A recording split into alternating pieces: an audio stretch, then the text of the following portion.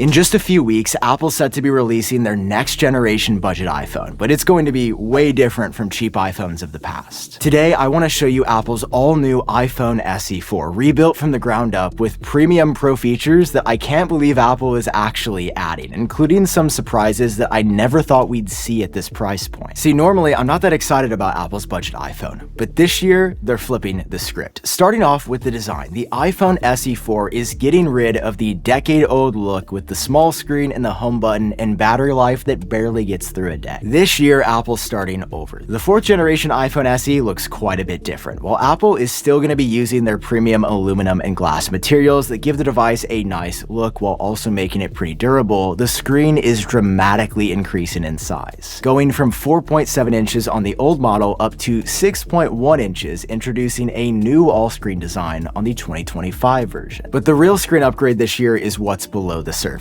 Apple is finally doing away with LCD and introducing OLED on their cheapest iPhone, which is still going to be set at 60 Hz. But the color and the contrast and the overall fidelity of this iPhone SE's screen will be just as good as any of Apple's other models, which they've never done on their budget phone before. Notably though, this new screen means that Apple is doing away with the physical home button as well as the Touch ID fingerprint sensor, and they're replacing the authentication system with a new Face ID array up at the top. But here's where things get interesting. For the past year, we have been hearing that the iPhone SE4 would be equipped with the notch design up at the top. That is what would house the Face ID array, as Apple wants this phone to still look slightly dated and encourage you to buy one of their more expensive models. But now, according to a new rumor from an incredibly reliable source, Apple appears to have had a change of heart, and we're now hearing that the iPhone SE4 could actually be equipped with the dynamic island. This would give the device a significantly more premium look, and on the front, match all of Apple's other iPhones, including their $800 plus flagship models. To be fair, this is one of those changes I think I have to see to believe, and other equally reputable sources are already saying that this is not true and that Apple has planned the notch since the beginning. But it is curious that a couple of top sources this close to the launch are still split on exactly what the front is going to look like. And this is said to come on top of Apple adding other premium features too. Like on the left side of the device, Apple is swapping out the ring silent switch with the new action button, which will be user reprogrammable to a number of different actions rather than being locked down to one thing as it was in the past. And on the bottom of the phone, swapping out the Lightning port with USB-C, as Apple will finally complete their full product lineup transition to USB-C in 2025, which they're planning to do very soon, as they've already had to stop selling some versions of both the iPhone SE and iPhone 14 in different parts of Europe, as devices with a Lightning port are essentially illegal now. So it's abundantly clear that USB-C is a top priority for Apple on the next iPhone SE. I mean, so far this barely sounds like a budget iPhone, so where is Apple actually going to be cutting corners to get the price on this down? Well, it definitely starts on the back of the device with a single camera system rather than a dual or a triple setup. Although actually it's a way better camera system than it looks. It's going to have a new 48 megapixel sensor from Apple, which is 4 times the resolution of the current iPhone SE, which will significantly improve your photo and video quality, but it's also got a couple of bonuses too. With a sensor this big, Apple can also add a digital second lens on here, as you'll likely be able to do a 2x telephoto crop in to take photos from a distance even though you only have a single camera lens. And flip the phone around and the camera improvements continue here as well. With Face ID being added, Apple's upgrading the front-facing camera from 7 to 12 megapixels, which is again a pretty astronomical jump over the current model. But wait a second, with Apple adding a new 48 megapixel camera sensor, especially for video, they'd need something pretty powerful on the inside to process all of that data. And well, according to numerous sources, we are hearing that Apple is doing just that. They are not adding an older chip inside of here, they are adding their latest, fastest A18 chip on the inside. The same chip that is currently found in the standard iPhone 16 models is going to be the exact same one you get on the inside of this budget iPhone SE, and that chip is going to support all of Apple's latest AI features too, meaning the full suite of Apple Intelligence. On day one will be available on this iPhone SE. You'll be getting Genmoji on here, the new look for Siri, and by the time this releases, the smarter version of Siri as well that says it will be able to understand your personal context in a brand new way. Now on top of that, the A18 chip will also support Apple's latest privacy and security improvements, but I found out about a year ago that that wasn't enough to protect my data, and I discovered all of these people, search sites, and other data brokers that have been harvesting my data for years without me knowing. But the grossest part isn't that these companies just had access to my data. It was the fact that they were actively selling it to third parties and making money off of me, which is why I partnered up with Incogni, who sponsored today's video. See, with Incogni, you just create an account and tell them about the personal info that you want to see removed. You grant them the right to work, and on your behalf, they begin an automated process of reaching out to all of these different companies selling your data. And the best part is that they do this continually on your behalf. So if a new data broker found some information about you and tries to start selling it, Incogni is going to make sure that that doesn't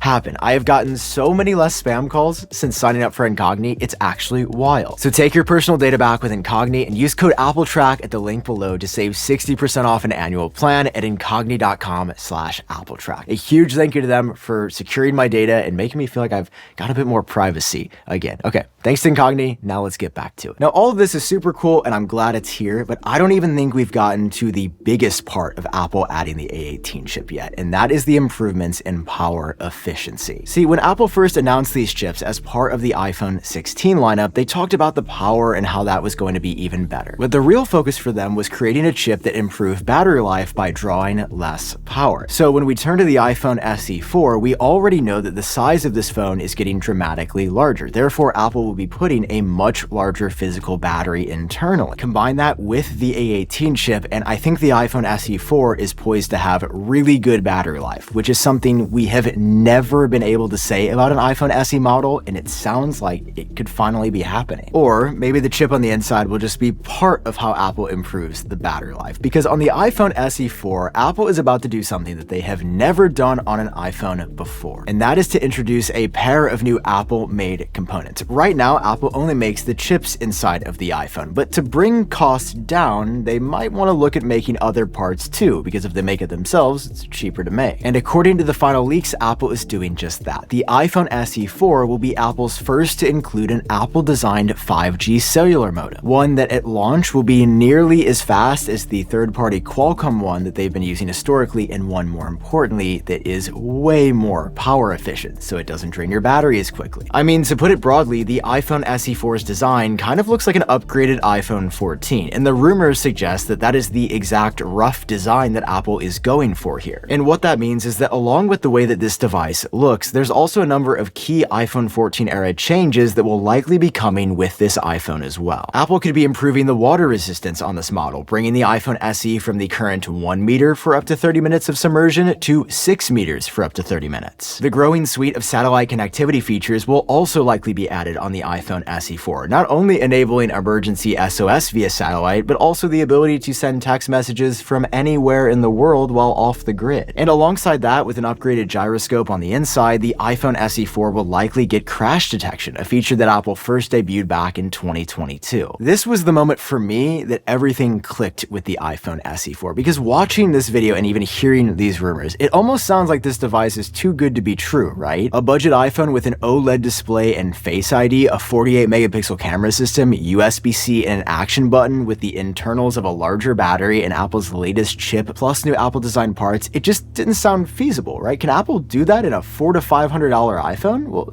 yeah, we're hearing that they can. We're hearing that all of this is happening at $500 this year. And the reason it is finally happening now, and it hasn't happened in the past, is Apple has the vertical integration of parts in the iPhone and the economy of scales of production to actually make this happen. 2025 will mark Apple's 18th year of manufacturing iPhones, and all of their bets on their own stuff is finally paying off. They made a most Apple-made iPhone for the cheapest price. Like, that was the goal from the beginning, and I'm like, yeah, it kind of makes sense now. We were kind of working our way up to this for a while. Like, it's not to say the iPhone SE 4 won't have compromises. I mean, the screen is still 60 Hz in 2025. If you want ProMotion or a higher refresh rate, you gotta spend $1,000. In your hand, it's going to be made of aluminum rather than a more premium material like titanium. And if you want additional camera versatility, there are way better iPhone options out there. But I think the point I'm trying to make is that this time around, Apple's finally making a budget iPhone with no big compromises for most people. In the past, there's just always been something glaring, like a super tiny battery or a horribly small display. But this time around, they're just releasing a really solid iPhone that for the vast majority of people that just want a new smartphone that don't upgrade very often, this is gonna be the one to get. I think the iPhone SE4 is exactly what Apple needs, especially in markets outside of the United States. And it seems like we're just a couple of weeks out from Apple dropping this. Sometime in February, March, April, springtime is when we're getting this. It's